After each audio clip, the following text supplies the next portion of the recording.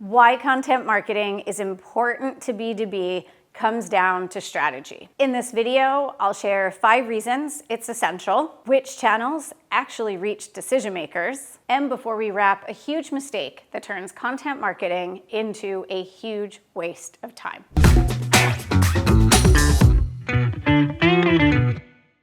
All right, so let's start with 5 reasons that content marketing matters for B2B. And the first is that decision makers start with search. 72% of B2B decision makers start with generic search. They're searching on the topic, or they're searching on the problem, or they're searching on the types of solutions. They don't know your name, they don't know your firm name, so they are looking more generically. And so if your content isn't there when they're searching on the problem or the solution, then you're already invisible on step 1. The second reason that content matters is because content makes the invisible visible. And what I mean by that is it makes services, it makes expertise much more tangible. You can't see consulting. You can't see leadership coaching. You can't see advising or a corporate communications strategy. You can't really see that process. But when you put out content, especially when you're strategic and you're smart about what that content is,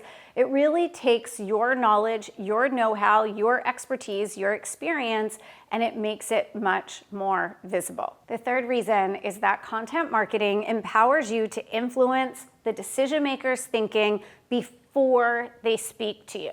If you have ever gotten a phone call or an email or a text message from a decision maker who has a huge problem in their organization, and they've decided that in order to solve this huge problem in their organization, they want to hire you to deliver a lunch and learn. That if you could just come in and deliver a lunch and learn, that's going to solve their organization's problem. Or come in for a 90-minute training to solve 5 years of a culture problem inside their organization. You need it to influence their thinking around that solution before they reached out to you. And the earlier that you're able to influence how decision makers are thinking about, going about solving whatever that problem is in their organization, the more likely they are going to come to you already on the same page as you in terms of what it's actually going to take to solve that problem in their organization. The fourth reason content marketing is of value in the B2B space is because it empowers you to influence the decision maker's thinking after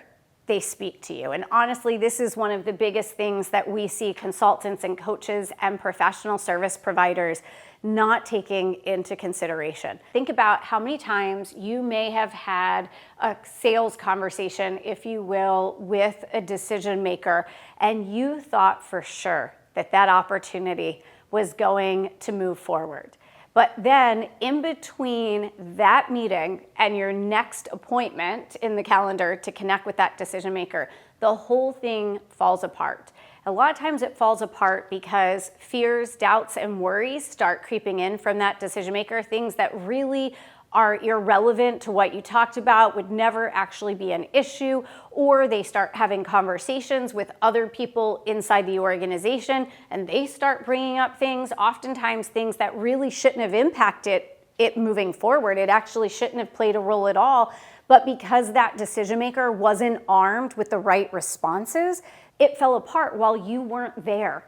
And content marketing as a sales enablement tool can play a huge role in making sure that after the critical meeting that you've had, the deal gets across the finish line. And perhaps most of all in the world that we live in today, content marketing trains AI to recommend you, whether you want to call it answer engine optimization or generative engine optimization. People are really these days conflating the two. It doesn't matter whether we're talking AEO, SEO, GEO. You want to make sure that these online tools, everything from Google to ChatGPT to Perplexity, sees you as the expert in your field. And if someone is asking for an expert who does what you do, that you, your firm name, and your expertise are coming up online.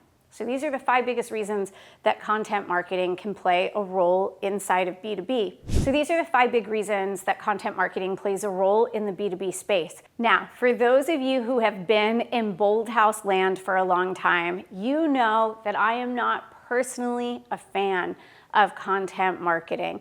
And one of the biggest reasons I'm not a fan is because folks put so much time and energy into content marketing, but they do it in an ineffective way. And all of that time gets wasted and they hide behind content marketing.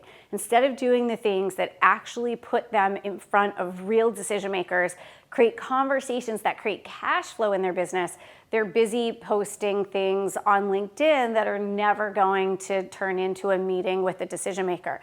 So I'm not really against content marketing. I'm against bad strategies in content marketing, and I'm against using content marketing in a way that's really a diversion tactic, a hiding tactic, a delay tactic from having the conversations that you need to be having with real decision makers who have the budget and authority to buy from you. Part of making sure that your time in content marketing isn't wasted is making sure that your content is placed in the places that really matter when it comes to decision makers inside of organizations. The most important place that you want content marketing is on platforms that are owned by centers of influence. I'm talking about industry associations, professional associations, publications like Industry Week, CIO Magazine, Food and Beverage Magazine. These platforms have super high SEO scoring, they are trusted by AI tools, and they already have the built-in audience of real senior level decision makers that you're trying to get in front of, instead of you spending years and years and years trying to build your own audience. If you are going to focus on content marketing, those trusted centers of influence, those organizations that decision makers are already members of through their organization's membership, their personal membership, their subscriptions to those publications, that's the number one place you want to be. The second place is on LinkedIn. This is where the decision makers are. There are all sorts of statistics around LinkedIn, but look, if it's a decision maker inside of a real organization today, you can bet that they are on LinkedIn. There are not fake followers on LinkedIn. These are real decision makers, and you can verify them and vet them and know exactly who you're engaging with.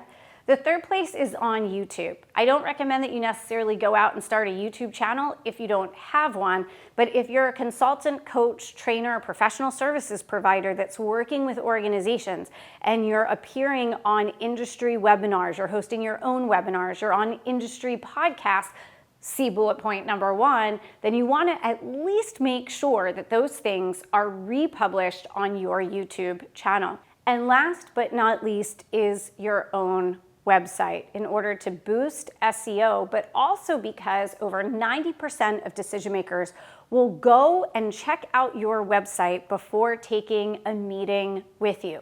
So let's say you go out, you speak at a conference, you have 80 decision makers in your breakout session, you collect contact information, you're using the Bold House 3 calls to action. When you're done, you're having all of these great meetings that you're scheduling. Before they get on that Zoom with you, they are going to go to your website and check you out. You want to make sure that you have substantive content there that's going to help position you as the credible expert that you are. And of course, all of this adds up to making sure that Google finds you and that the AI tools find you as well. So here's the most important thing that I want to share with you. I said a few minutes ago that I'm not the biggest fan of content marketing, in large part because folks are spending all their time on content marketing instead of the things that create actual engagement with decision makers. But the other huge problem with content marketing is if you are going to create content, you need to make sure that that content is being created for senior level decision makers. Senior level decision makers are not online looking for how-to tips on how to accomplish their task list. Decision makers get paid the big bucks because they're the ones who have to solve problems for their entire department, their entire division or business unit, or the entire enterprise. So when you're publishing content for decision makers, you want to make sure it's about how they solve problems for their department, division, business unit, or enterprise, the entire organization. The content that you're giving them is not how to be a better leader. Let's give an example of this. If you're an executive coach, it's not a good use of your time to publish how-to tips on being a better leader unless your goal is simply to attract one-on-one coaching clients. If you want to attract an entire organization as your client, then you need to write content that helps leaders understand how to elevate leadership across their entire department, division, or organization. You need to be fluent in speaking decision maker. So now you know how and where content marketing can support you if you have a target audience of B2B decision makers. But much more importantly is getting real life engagement and proximity to these decision makers. And for that, I want you to go watch How to Sell to Big Corporations. In that video, I go into the strategies that are really going to help you fast track your revenue. I dropped the link to that right below, so click on that now and we'll pick up the conversation there.